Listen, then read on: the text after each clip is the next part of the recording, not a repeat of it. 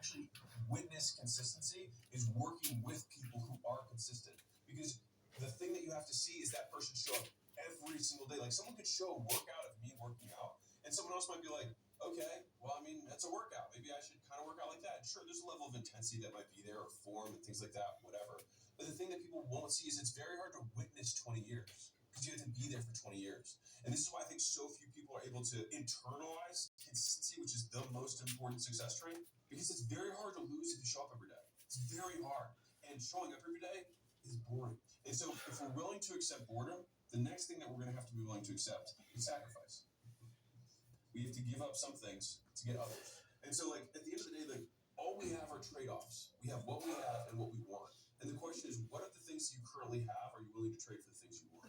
And I think it's such a perfect way of thinking about it. Like, you have everything in your life right now that you're going to have to trade. Like, everyone trades. Everyone starts, even when you had zero. You have things in your life. And you have to trade those things for things that you currently want but don't have. There's no perfect way to live your 20s or your 30s, right? You either live them up and become an underskilled 30 or 40-year-old, or you work them up and become an underlived 30 or 40-year-old. You just have to figure out which you'd rather be and accept the trade-offs and know that there are no do-overs. And that's okay. And when we're really thinking about sacrifice, right now, no human will ever get more than 24 hours per day. We all have that, right? And so fundamentally, everything that you spend your time on, watching Netflix, doom scrolling TikTok and Instagram, hanging around, doing nothing, surfing the web, or whatever it is that people do these days, that is what's actually more important to you based on your behavior. And so is it really a sacrifice to give that up for what you want? Because the thing is that a year from now, you're not going to look back on today and be like, man, I'm so glad. Like, those clips that I watched really changed things for me. You probably won't even remember any of the clips that you saw. They did a great research study on this where they did short form versus long form even.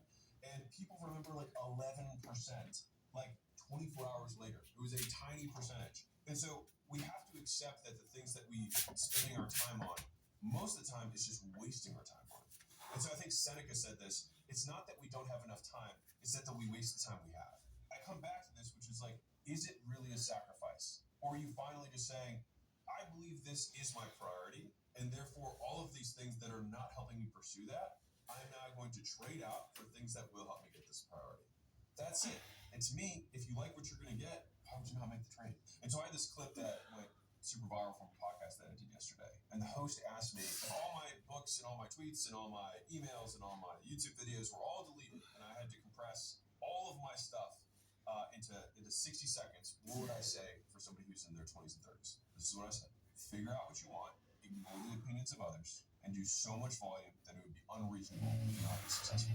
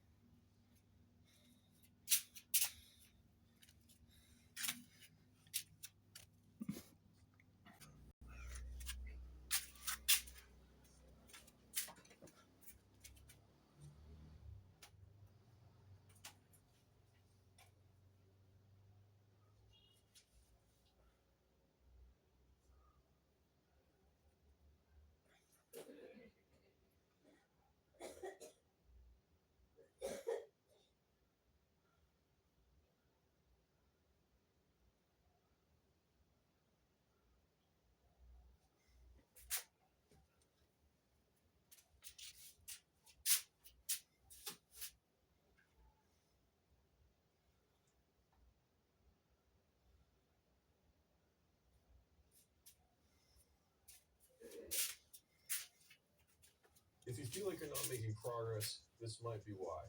In my earlier part of my career, I read a ton of self-help books, but I realized that my life didn't change. And so this video is about why that might be the case, and more importantly, what you can do about it. If you think about, climbing a mountain, a lot of people think that there's like, what is the perfect path up the mountain?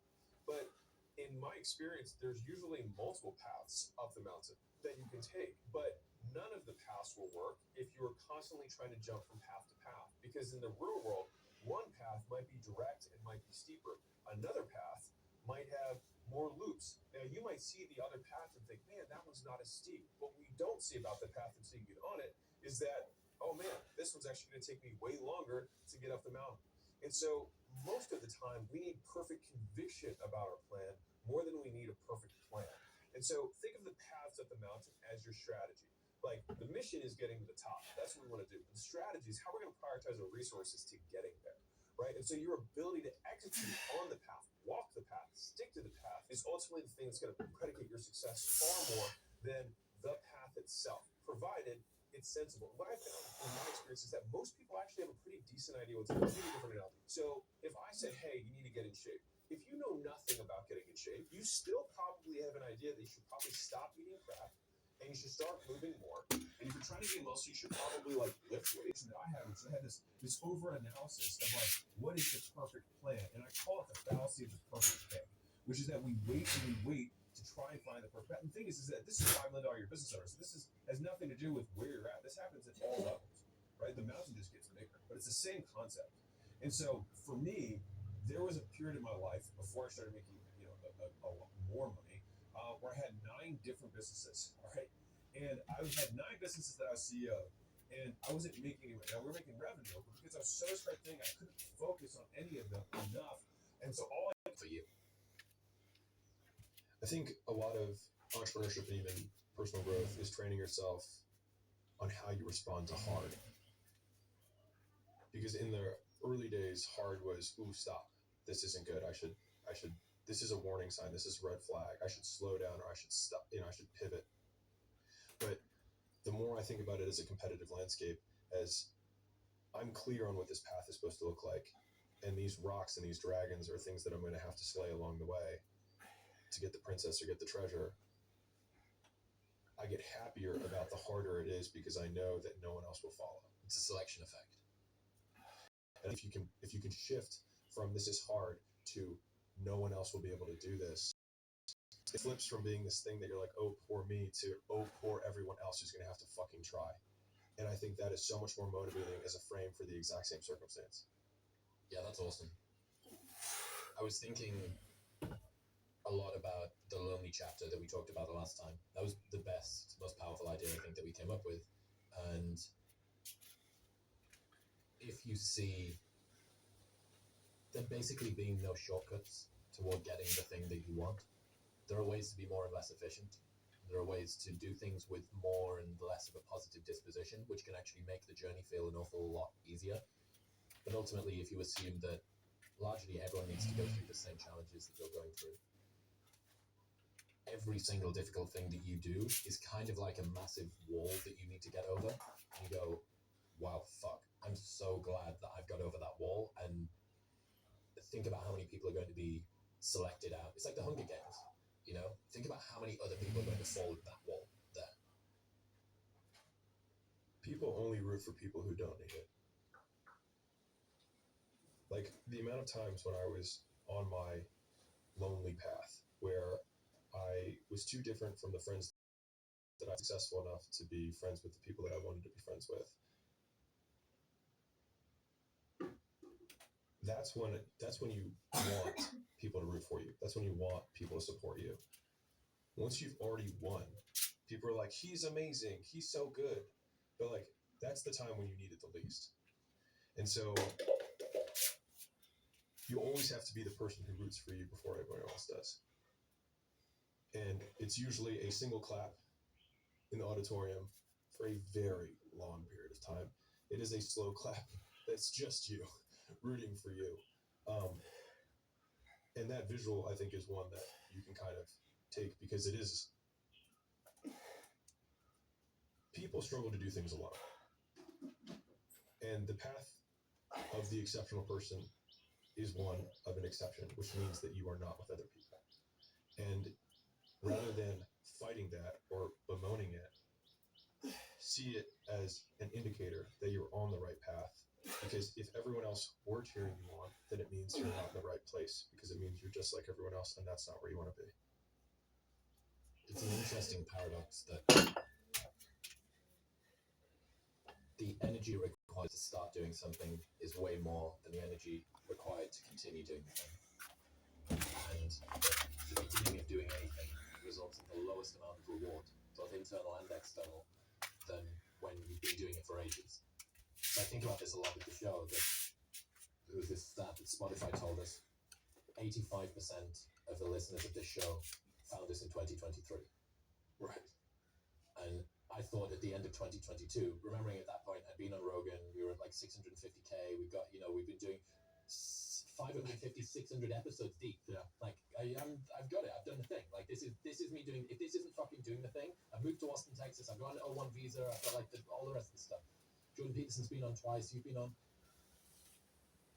And yet,